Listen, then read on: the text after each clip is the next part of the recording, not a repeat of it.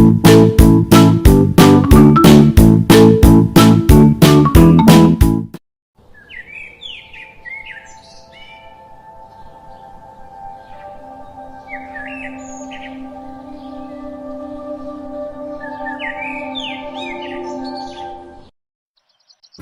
के 7 बज गए हैं और चीची के बच्चे अभी तक सो रहे हैं।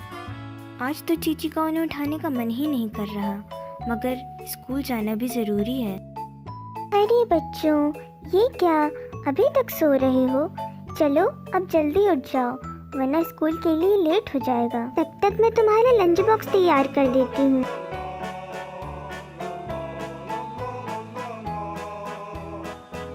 बच्चे भी जल्दी से तैयार होकर स्कूल के लिए निकल जाते हैं।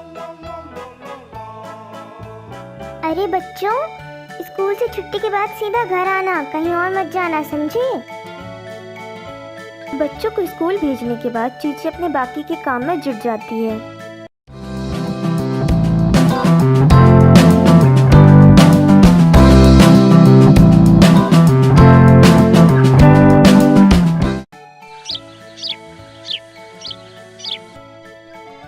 शाम हो गई है और बच्चों के आने का वक्त भी। चीची रसोई में बच्चों के लिए शाम का नाश्ता तैयार कर रही होती है, लेकिन तभी उसे बाहर से कोई आवाज़ आती है। चिड़िया बहन, ओ चिड़िया बहन, जल्दी घर से बाहर आओ, तुम्हें जंगल के बारे में कोई ज़रूरी खबर देनी है। सुना है जंगल में शिकारी पक्षियों का झुंड घूम रहा है। क्या? मगर ये तो मेरे बच्चों का आने का समय है। मेरे बच्चे स्कूल से वापस आते ही होंगे, मुझे जल्दी उनके पास जाना होगा। ठीक है चिड़िया बहन, तुम जल्दी ही अपने बच्चों के पास पहुंचो। तब तक मैं जंगल में सभी को इस बारे में खबर कर देता हूँ। सभी के बच्चे अभी स्कूल में होंगे और ये उनके लिए बिल्कुल भी सेफ नहीं है।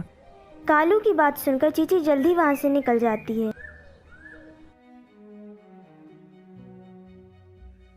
इतनी देर तक ढूंढने के बाद भी चीची को उसके बच्चे कहीं दिख नहीं रहे थे। चीची ने सोचा कि उसके बच्चे स्कूल के आसपास ही कहीं होंगे, मगर स्कूल के आसपास खोजने पर भी उसे उसके बच्चे कहीं नहीं दिखे। अब चीची को उनकी चिंता होने लगी थी कि कहीं शिकारी पक्षी उनके बच्चों तक न पहुंच जाएं। मगर बच्चे बहुत शैतान थे। माँ के मना करने के बावजूद भी स्कूल की छुट्टी होने के बाद वे जंगल के एक सुनसान रास्ते पर चले गए और वहाँ जाकर खेलना शुरू कर दिया। चीकू, ये देख, यहाँ कितना सुंदर है। हम यहाँ ही खेलेंगे। यहाँ तो हमें डांटने के लिए माँ भी नहीं है। हाँ टूनी, चल हम दोनों लुका छुपी खेलते हैं, लेकिन पहले मैं छुपूंगा और तू मुझे ढूंढेगी। चीकू, तू कहाँ छुपा है? मैं तुझे ढूंढ लूंगी। इस बार मैंने तुझे ढूंढ लिया तो अगली बार मैं छुपूंगी। देखा, नहीं ढूंढ पाई ना तू मुझे। बच्चों को खेलते खेलते टाइम का बिल्कुल भी पता नहीं चलता और अचानक वहाँ बारिश शुरू हो जाती है। खुद को बारिश से बचाने के लिए बच्चे एक पेड़ की टहनी पर जाकर बैठ जाते हैं। बच्चे पूरी तरीके से भीग चुके थे और अब वे मौसम के खुलने का इंतजार कर रहे थे, मगर तभी एक शिकारी चील वहां आ जाता है और वह उन बच्चों को खाने की योजना बनाता है। बच्चे चील को देखकर वहां से तुरंत उड़ जाते हैं। बच्चे अभी भी छोटे हैं और अभी वे चील का सामना नहीं कर सकते।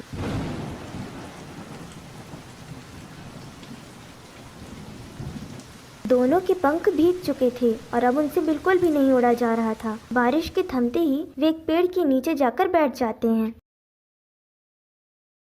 मगर बच्चे चील की निगाह से नहीं बच पाते। चील उनका पीछा करते करते वहां आ जाता है। बहुत भाग लिए तुम दोनों, अब तुम दोनों मेरा शिकार बनोगे। आज तो दावत होगी दावत। हमें हमारी माँ ने डर से लड़ना सिखाया है बूढ़े चील। चील को बहुत ज्यादा गुस्सा आता है और वो उन पर हमला शुरू कर देता है, लेकिन तभी चीची अपने बच्चों को ढूंढती हुई कालू के साथ वहां आ पहुंचती है।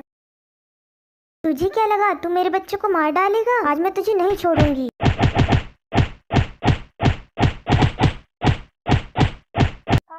चलो बच्चों, हमें यहाँ से जल्दी निकलना होगा, वरना और भी शिकारी पक्षी यहाँ आ सकते हैं। बच्चे कालू और चीची जल्दी अपने जंगल के लिए निकल जाते हैं।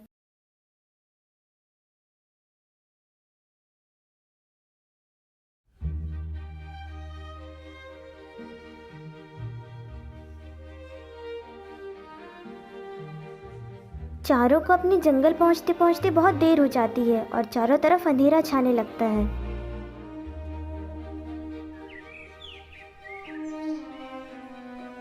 जाते जाते अचानक उनके बीच रास्ते में बारिश शुरू हो जाती है।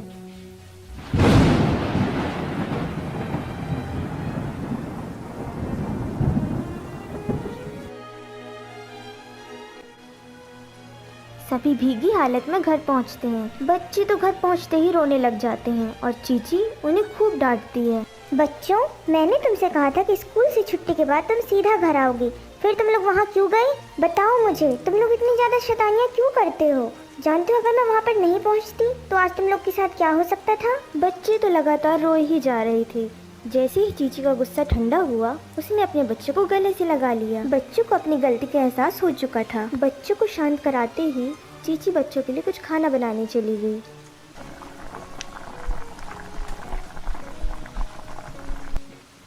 आज चीची बच्चों के लिए उनके फेवरेट नूडल्स बनाती है। नूडल्स देखकर बच्चे बहुत खुश हो जाते हैं और मज़े से नूडल्स खाने लगते हैं। खाना खाने के बाद तीनों आराम से चैन की नींद सो जाते हैं।